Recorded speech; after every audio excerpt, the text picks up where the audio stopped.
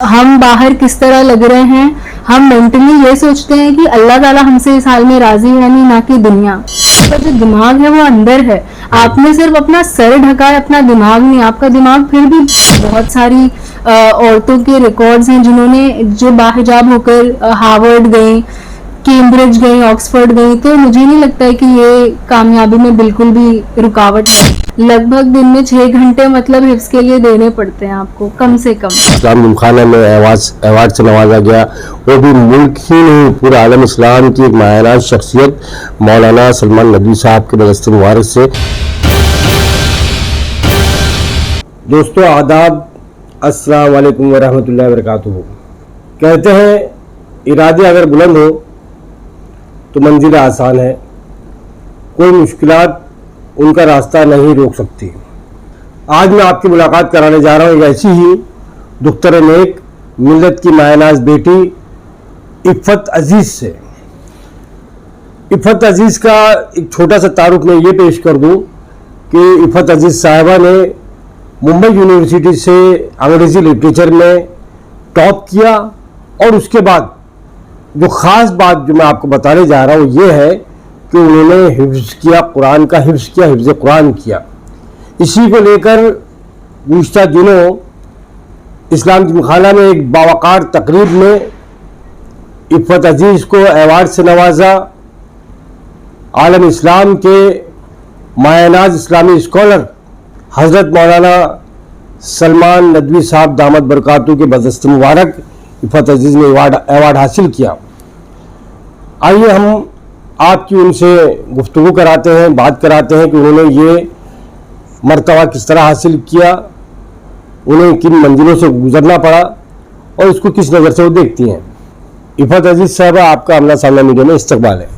जी, अस्सलाम वालेकुम वरहमतुल्लाहि वबरकातुहू।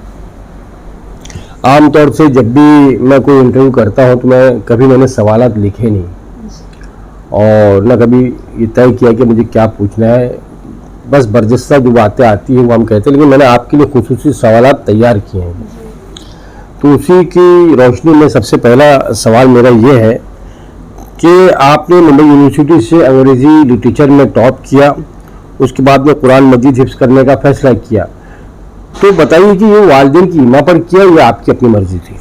जी, ये मेरी अपनी मर्ज़ी से मैंने किया। मैं जब बहुत छोटी थी, जब मैंने कुरान पढ़ना सीखा, तो जो कारी साहब हमें पढ़ाते थे उनके साथ मैं 4th ग्रेड तक जाने तक मेरे 12 पारे हिफ्ज़ हो गए थे। अच्छा। फिर मैं जब 5वीं में गई तो हमारी स्कूल का जो टाइमिंग था वो चेंज हो गया, उसकी वजह से मुझे हिफ्ज़ को रोकना पड़ा और फिर ये काफ़ी लंबा गैप था। लेकिन मेरे दिल में ऐसा था, मैं दुआ करती थी कि मुझे जब भी वक्त मिलेगा अपनी पढ़ाई से तो मैं हिफ्ज़ अपना ज़रूर मुकम्मल करूँगी। और 30 पारे मुकम्मल करेंगी आप, ये इरादा? जी, ये मैं हमेशा दुआ करती थी अल्लाह ताला से, क्योंकि मुझे तो नहीं पता था कि मेरे लिए कब वक्त मिलेगा। मुझे हमारी ऐसी आजकल ज़िंदगी होती है कि बच्चा शुरू पैदा होता नहीं है कि माँ बाप उसकी 30 साल तक की ज़िंदगी प्लान कर चुके होते हैं। तो मैं ऐसे सोचती थी कि मैं कब कर पाऊंगी, मुझे वक्त मिलेगा या नहीं। फिर लॉकडाउन आ गया तो मेरे पास काफ़ी वक्त था। मुझे ऑफलाइन, मतलब मैं सिर्फ ऑफलाइन टीचिंग में कंफर्टेबल थी, तो जॉब लेना तो मेरा मतलब ऐसे था कि अब जॉब नहीं चाहिए। तो फिर मैंने सोचा कि ये जो वक्त है मैं इसका अच्छे से फ़ायदा उठाऊं और मैं हिफ्ज़ कर लूं।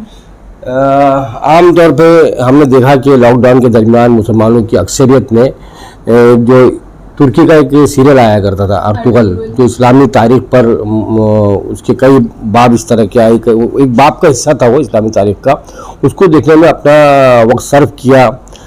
आपको ये कैसे ख्याल है कि लॉकडाउन का इस तरह से फ़ायदा उठाया जाए और हिफ्ज़ कुरान किया जाए? आप भी अर्तुगल देख सकती थी? जी, एक्चुअली मैंने नेटफ्लिक्स पे मैं कॉलेज में थी तभी मैंने 2 सीज़न देखे थे। फिर मुझे ऐसे लगा ये बहुत हिस्टोरिकली एक्यूरेट नहीं है, तभी मुझे पता लग गया था। खैर, फिर जब लॉकडाउन आया तो मैं एक ऑनलाइन फोरम पे बच्चों की काउंसलिंग करती हूँ और फिर वहाँ पर वहाँ पे हाफिज बच्चे थे, तो मुझे ऐसे लगा उनसे मिलकर कि ये तो अब मेरे पास जो वक्त है मुझे इसका पूरा फ़ायदा उठाना है। तो मैंने तभी शुरू कर लिया। तो फिर मैंने अब खुद से घर पर शुरू कर दिया। अच्छा। जी, जो मेरा पिछला हो गया था उसको रिवाइज करना। नहीं, ये मतलब बहुत बड़ी बात है कि आपने उस लॉकडाउन में ऑनलाइन अगर आपने ये कुरान करने की कोशिश की, किस तरह? मैं वो जानना चाहता हूँ कि जो लोग देख रहे हैं, जो बच्चियाँ देख रही है, तो उनको भी एक रहनुमाई मिले आपसे कि आपने किस तरह से कुरान हिफ्ज़ किया, उसकी किस तरह से तैयारी की और ये मंजिल कैसे पार की? जी, तो मैं ऐसा करती थी कि मेरे जो पहले पारे हुए थे उनको मैंने पूरा मुकम्मल अच्छे से रिवाइज किया और फिर मैं मदरसा जाने लगी। हमारे इलाके में एक मदरसा है वहाँ, और वहाँ पे मैं खुद से अपना, वहाँ पे ऐसे कोई हमको गाइड करने वाला नहीं है कि आप इस तरह से करें, तो खुद से ही सारी चीज़ें सोचनी पड़ती थी। तो मैं रोज़ पहले एक सफ़ा याद करती थी और फिर मुझे ऐसे लगा कि मैं और ज़्यादा कर सकती, तो मैंने एक वरक याद करना शुरू कर दिया। तो मेरा एक महीने में अल्हम्दुलिल्लाह 2 पारे हो जाते थे। मैंने दिसंबर से आगे याद करना शुरू किया। जी, तो उसके बाद मैं पिछला जो होता था उस पर काफ़ी ध्यान देना पड़ता था, तो लगभग दिन में 6 घंटे मतलब हिफ्स के लिए देने पड़ते हैं आपको, कम से कम। अच्छा, रोजाना 6 घंटे माशाल्लाह आपने लगातार मदद दी है उसके लिए, तब जाके मंजिल हासिल किया। जी, अगर आप पिछला छोड़ते जाएंगे तो फिर वो ऐसा हो जाएगा कि आपने सिर्फ आगे याद कर पीछे भूल गए, तो वो बहुत मुश्किल भी हो जाता है और फायदा नहीं है ऐसा कुछ करके। जी। तो मैं आगे का याद करती थी और पीछे का भी याद करती, तो उसके लिए दिन में कम से कम आपको 6 घंटे देने पड़ेंगे अगर आप हिफ्स करना चाहते हैं तो। जैसे हम देखते हैं कि जो तलबा हमारे कुरान हिफ्ज़ करते हैं वहाँ बाकायदा उस्ताद होते हैं, वो उसको याद करते हैं, फिर उसके बाद में उस्ताद जो है उसको सुनते हैं। एक तरह से कहीं ना कहीं उस्ताद की रहनुमाई बहुत ज़रूरी होती है, लेकिन आपने बिना उस्ताद की ये मंजिल को पाया, ये बहुत बड़ी बात है। तो ये कैसे मुमकिन था कि आपने कैसे अंदाज़ा हुआ कि आपने मैंने जो पढ़ा है, जो याद किया वो बिल्कुल दुरुस्त है, उसको आप किस पैमाने पर नापती है? तो मेरा ऐसा था कि मदरसे में सुनने के लिए टीचर होती थी, पर गाइड करने के लिए अभी लॉकडाउन में। अच्छा, लॉकडाउन में तो मैं घर पे ऑनलाइन एक फ्रेंड है उसको सुनाती थी जो मदरसे में पढ़ाती, वो यहाँ की नहीं लंदन की है। अच्छा जी, वो मदरसे में बच्चों को पढ़ा, तो वो मेरा सुनती थी और फिर मम्मी को ऐसे लगा कि मुझे मदरसा जाना चाहिए, और फिर उसके बाद उन्होंने मुझसे कहा कि बेटा अब आप मदरसा जाइए क्योंकि छुट्टी है, लॉकडाउन भी मतलब थोड़ा सा हो गया था, मतलब गवर्नमेंट ने थोड़े जो लॉज थे थोड़े लैक्स कर दिए थे, तो फिर आप बाहर निकल सकते थे तब। तो फिर मैंने मदरसा जाना शुरू कर दिया। तो वहाँ मुझे बाजी होती थी सुनने के लिए, लेकिन वो मुझे ये बता नहीं सकती थी कि मैं कितना याद करूँ, कैसे याद करूँ, मुझे खुद सोचना पड़ता था। अच्छा जी। तो बाजी जो लंदन से आपको गाइड कर रही थी, तो आप मदरसे में उनका ऑनलाइन कनेक्शन था, किस तरह से था वो? नहीं, तो जो ऑनलाइन था वो तो मेरी फ्रेंड के पास मैं अपना खुद ही रिवीजन कर रही थी, और मदरसे में जो बाजी थी वो अलग थी। अच्छा, जो बच्चों को नाज़िरा पढ़ाती है, लेकिन वो मेरा सुन लेती थी देखकर। जी। अच्छा जी। तो ये आसानी आपके सामने थी वो। अब मैं आता हूँ आपसे अगले सवाल की तरफ। जैसे कि मैंने शुरू में ये कहा कि आपको अभी 2 रोज़ कबल इस्लाम जिमखाना में अवार्ड से नवाजा गया, वो भी मुल्क ही नहीं पूरे आलम इस्लाम की एक मायनाज शख्सियत मौलाना सलमान नदवी साहब के बदस्ते मुबारक से। तो आपको उस अवार्ड हासिल करते हुए उस टाइम क्या आपके एहसासात थे, क्या फीलिंग आपको आई, आपके जज्बात क्या थे? मैं चाहता हूँ उसको आप पेश करें।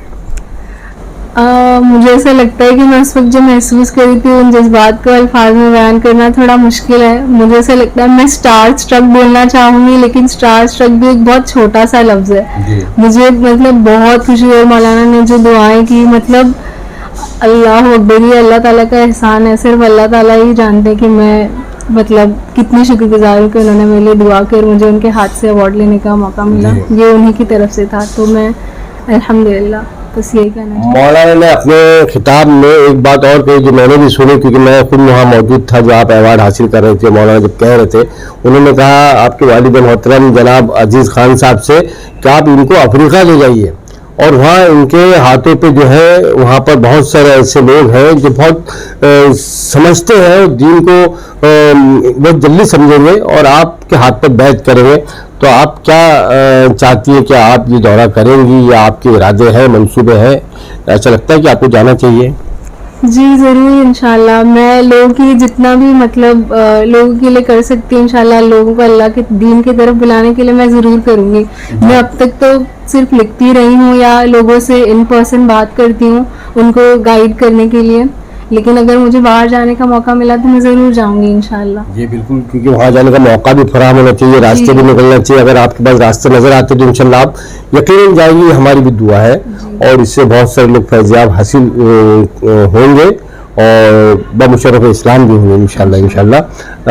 एक बहुत ही आज हमारे मुल्क हिंदुस्तान में हिजाब को लेके बहुत वावेला मचाया गया। कर्नाटक का मामला है, बात कोर्ट तक चली गई, उसके बाद में कॉलेज में स्कूलों में बैन लगाने की बात आ गई और कुछ जगहों पे बैन लगा भी दिया गया। आप इस पूरे जो माहौल को आपने पढ़ा होगा, देखा होगा या न्यूज़ सुनी होगी, तो हिजाब को लेकर आपके मन में क्या ख्यालात आते हैं? या ऐसे लोग जो हमारे मुल्क में कुछ आज़ाद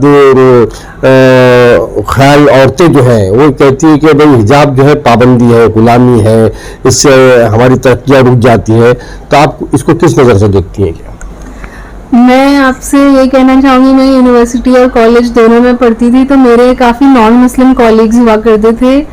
तो मैं आपसे ये कहना, वो लोग मुझसे कहते थे कि तुम्हारे जितनी इंडिपेंडेंट लड़की हमने आज तक नहीं देखी। तो मैं काफ़ी हैरान होती थी कि मैं इनको कहाँ से इंडिपेंडेंट नज़र आती हूँ, मैं हर चीज़ में अपने माँ बाप से इजाज़त लेकर बाहर जाने वाली।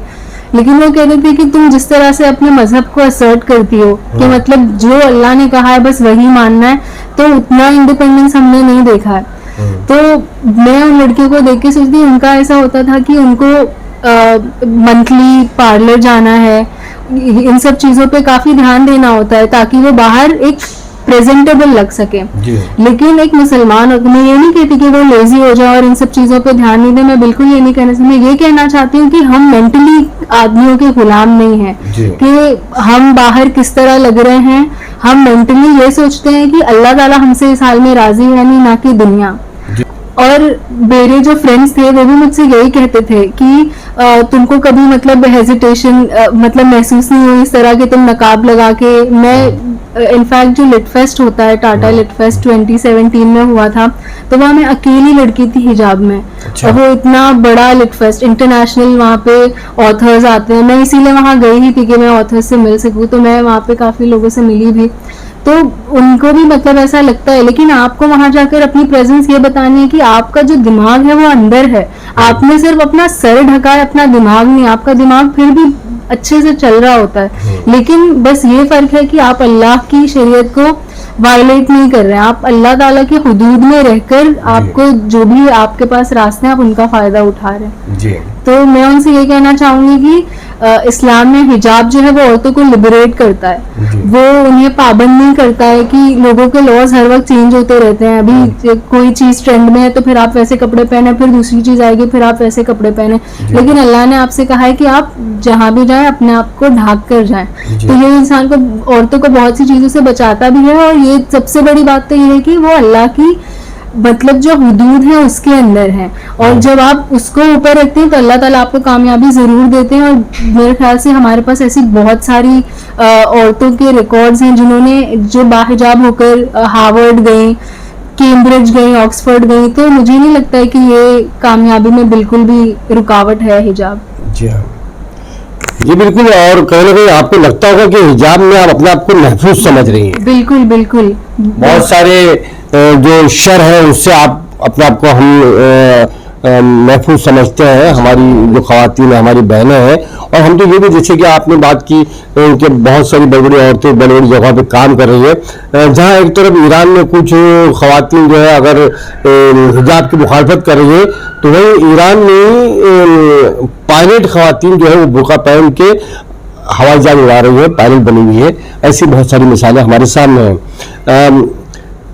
ये सब हासिल करने के बाद में अब जो है मैं आपसे एक और आखिरी सवाल कि उन आज़ाद ख्याल औरतों को, बेहया औरतों को आपका क्या पैगाम होगा? और जो कर्नाटक के पूरे इस मामले में, हिजाब के मामले में अदालत के जो फैसले हैं, ये अदालत को गुमराह किया जा रहा है सरकार के नुमाइंदों के जरिए भी, आप उनको क्या पैगाम देना चाहेंगे? मैं ये कहना चाहूँगी कि जब यूरोप के लोग पहली बार अमेरिका गए और वहाँ पर उन्होंने नेटिव अमेरिकन को देखा जो वहाँ के ओरिजिनल बाशिंदे थे, तो वो कपड़े नहीं पहनते थे। और यूरोपियंस काफ़ी मतलब अपने आप को वो लोग ढककर अच्छे कपड़े पहनते थे, उनके लेयर्स ऑफ क्लोथिंग होती थी इनफैक्ट। तो उन्होंने उनको देखकर कहा कि ये तो बारबेरिक हैं, यानी ये बहुत काफ़ी पिछड़े हुए हैं क्योंकि ये लिबास नहीं पहनते हैं, इनको पता ही नहीं है इसका।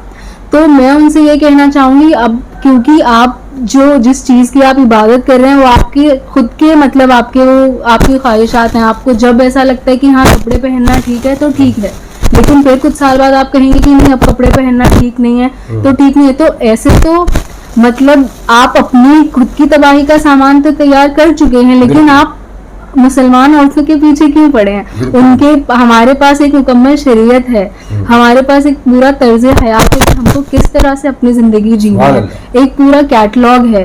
तो मैं बस उनसे ये कहना चाहूंगी कि आप जो अपनी फिलॉसफी है कम से कम उसमें उसको मतलब कंसिस्टेंट रहें, यानी आप टॉलरेंट तो बने, कम से कम आप टॉलरेंस प्रीच कर रहे हैं तो आप टॉलरेंट बनिए, आप लोगों के डिफरेंसेस को एक्सेप्ट करना सीखिए।